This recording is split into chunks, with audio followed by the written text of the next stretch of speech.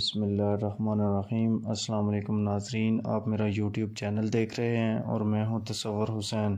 ناظرین، کچھ اپڈیٹس کے ساتھ حاضر ہوا ہوں۔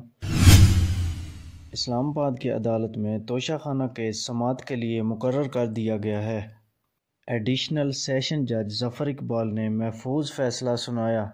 فیصلے میں فوجداری کارروائی کی درخواست قابل سماعت قرار دی گئی ہے۔ کیس کا ٹرائل 9 جنوری سے شروع ہوگا۔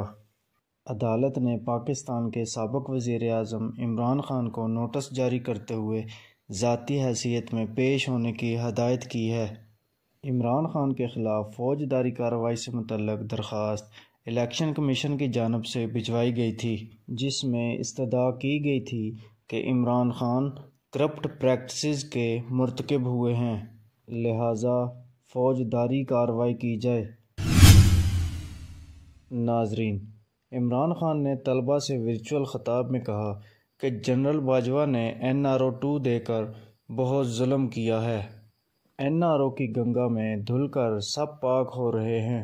انہوں نے کہا کہ نواز شریف نیلسن منڈیلا بنا ہوا ہے، واپس پاکستان آنے کے لیے اپنے پر تول رہا ہے۔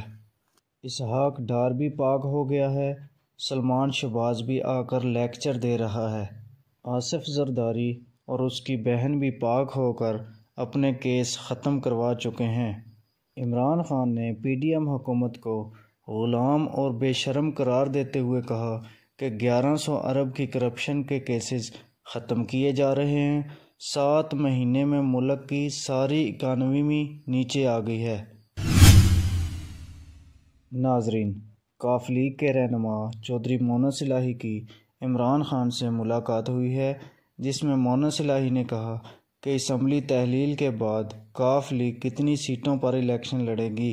ذرائع کے مطابق مونس الہی نے ایک بار پھر عمران خان پر بھرپور اعتماد کا اظہار کر دیا ہے۔